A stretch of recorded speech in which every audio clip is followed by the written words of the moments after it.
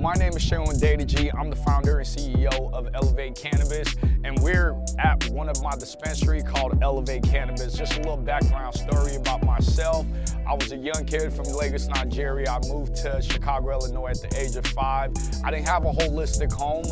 I had my dad and my stepmom, but my dad was a truck driver, never really home. So I was a kid selling candy in school, and after selling candy, I was a kid, saying, hey bro, your breath stinks. I know you like Alexis, I got some gum for you, what's up?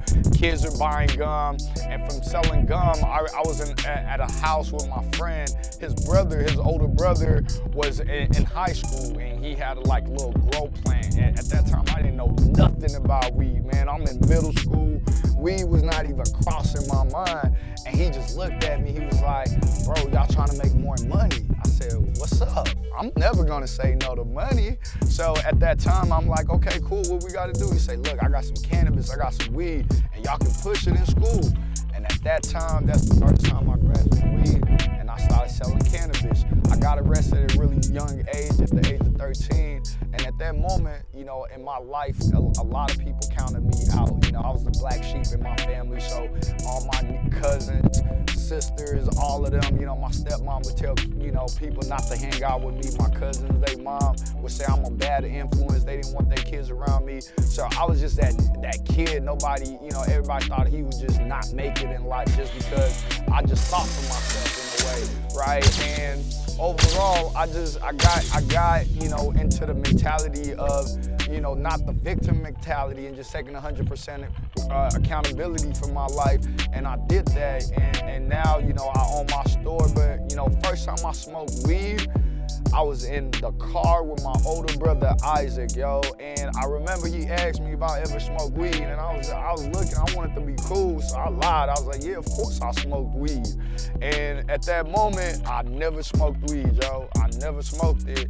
And I remember them passing the blunt, and it got to my turn, and when it was my turn, I just took a hit, and I puffed out, and everybody in the car started laughing. I was like, what is going on? What's so funny? I was smoking it like Black and Mild. I was just like, what did I do wrong? And everybody was laughing. It was like, bro, you gotta hold it in. You wasting the weed. You wasting the weed. So I listened to what they said. I took a hit, and I held it in. And all I remember was I started coughing uncontrollably, It was mad crazy. I was coughing. I thought I was gonna die. I was like, my brother really just tried to kill me, I was in the car panicking. I had to let the window down, couldn't breathe. Finally was able to breathe. And, holistically, when I look at young entrepreneurs, young kings trying to get into the cannabis industry, what I tell you is nothing is given, everything is taken. You gotta learn how to work the room, and also understand that, you're not changing who you are, but you just got to be able to articulate yourself in a way the audience you're presenting to can understand you. That don't mean you fake or you changing, you not real. That just means that you smart enough to understand that some people don't understand, what's up, my nigga? Some people don't understand that. Some people understand, hey, how you doing today? My name is Elev8. Some people, you say, what's up, man? You get what I'm saying?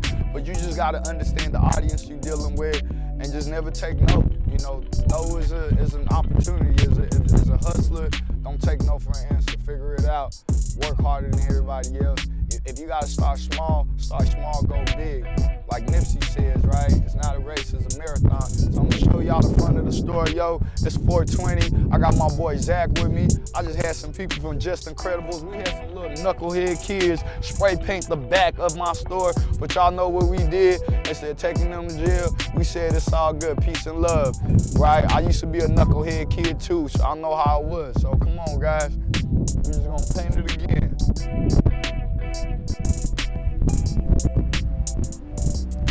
I just got my vaccine too. 420, I got my vaccine. I feel good about myself, I feel really good.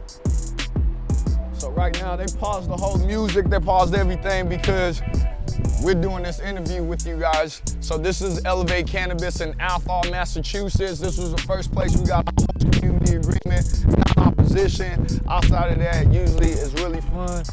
DJ, at any point you can turn the music back on now. Thank you so much. They doing a great job. We have such a great team member, and we just trying to have fun for 420.